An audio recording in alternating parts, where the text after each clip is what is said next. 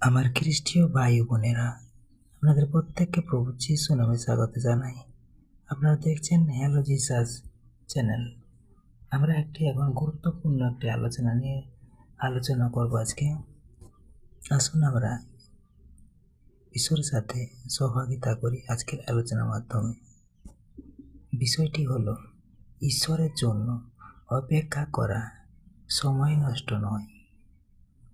বাইবেলের আলোকে আমরা আলোচনা, ব্যাখ্যা ও প্রার্থনা করব।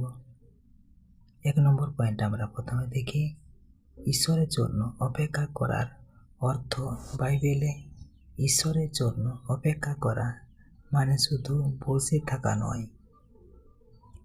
এর অর্থ হলো বিশ্বাস, ধৈর্য ও আশা নিয়ে ঈশ্বরের সময়ের উপর নির্ভর করা।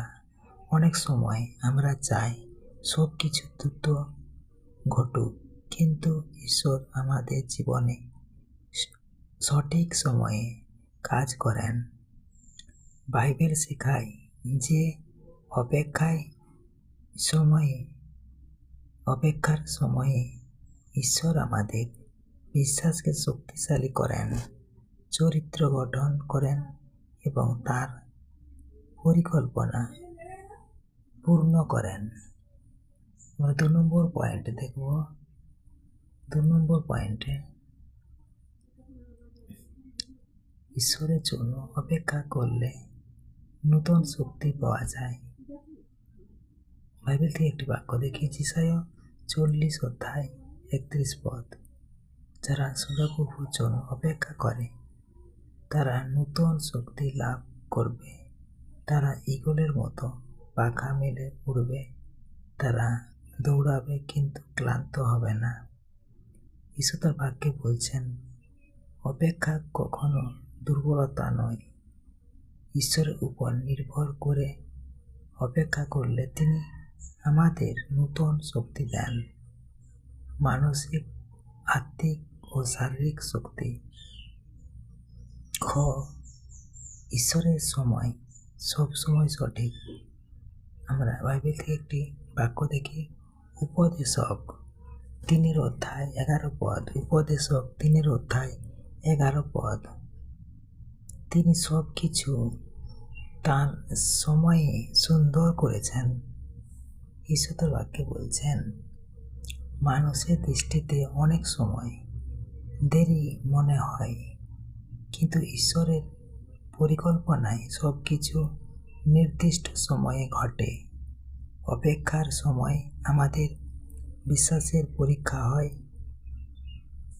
গয়ের পয়েন্ট আমরা দেখি, ধৈর্য নিয়ে অপেক্ষা করলে আশীর্বাদ আসে। বাইবেল থেকে একটা বাক্য দেখি, গীতসংহিতা 27 অধ্যায়ের 14 পদ। সদাপ্রভুর জন্য অপেক্ষা করো, সাহসী হও এবং হৃদয় শক্ত করো।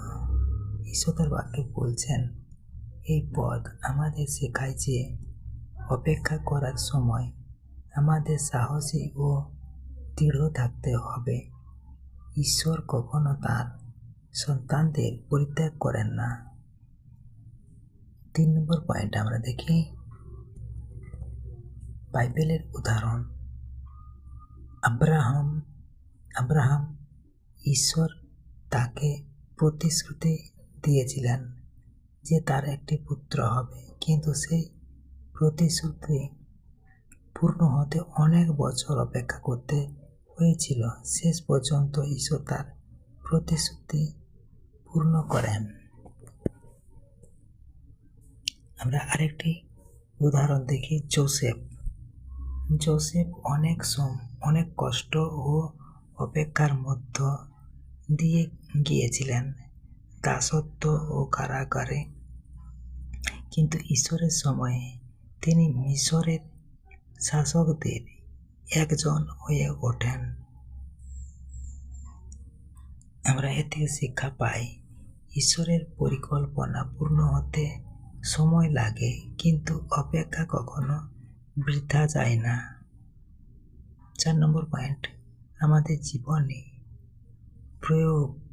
ঈশ্বরের জন্য অপেক্ষা করার সময় আমরা প্রার্থনা চালিয়ে যাব, বাইবেল পড়ব, বিশ্বাস হারাবো না, ঈশ্বরের সময়ের উপর আস্থা রাখব।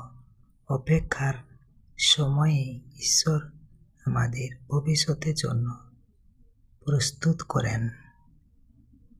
আমেন। জয় যিশু। ঈশ্বর তার আপনার বাক্যে প্রত্যেক আশীর্বাদ করুক। আমেন। জয় যিশু। আসুন আমরা এখন ছোট্ট একটি প্রার্থনা করি আজকের বিষয় অনুসারে।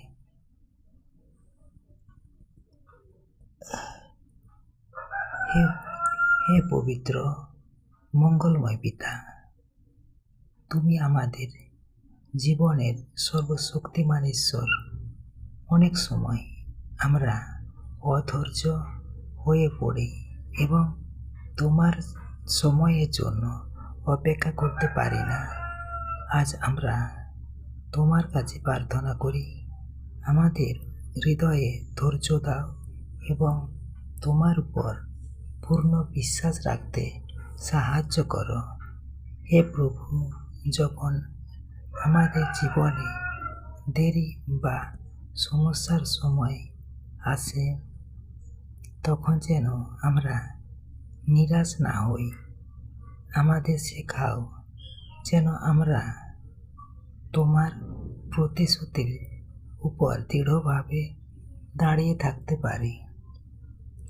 তোমার বাক্য অনুযায়ী যারা তোমার জন্য অপেক্ষা করে তারা নতুন শক্তি পায়। সেই শক্তি আমাদের দাও। আমাদের জীবন তোমার পরিকল্পনা অনুযায়ী পরিচালিত করো।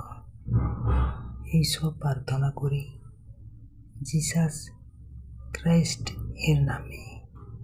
Amen, amen, amen. জয় যিশু। Praise the Lord. আমার প্রিয় খ্রিস্টীয় ভাই বোনেরা, আজকের যদি এই ছোট্ট আলোচনা ও প্রার্থনা আপনাদের হৃদয়ে স্পর্শ করে থাকে, তাহলে অবশ্যই চ্যানেলটি সাবস্ক্রাইব করবেন, সাথে শেয়ার, কমেন্ট, লাইক অবশ্যই করতে ভুলবেন না। আর যারা চ্যানেলটি সাবস্ক্রাইব করে নিয়েছেন তাদেরকে অসংখ্য ধন্যবাদ। আর যারা করেননি তারা অবশ্যই করে নেবেন। প্রভুর জীবন্ত মধুর বাক্য ও আত্মিক খাদ্য পেতে ও আশীর্বাদ পেতে অবশ্যই চ্যানেলটি সাবস্ক্রাইব করুন। ধন্যবাদ। জয় যিশু। Praise the Lord.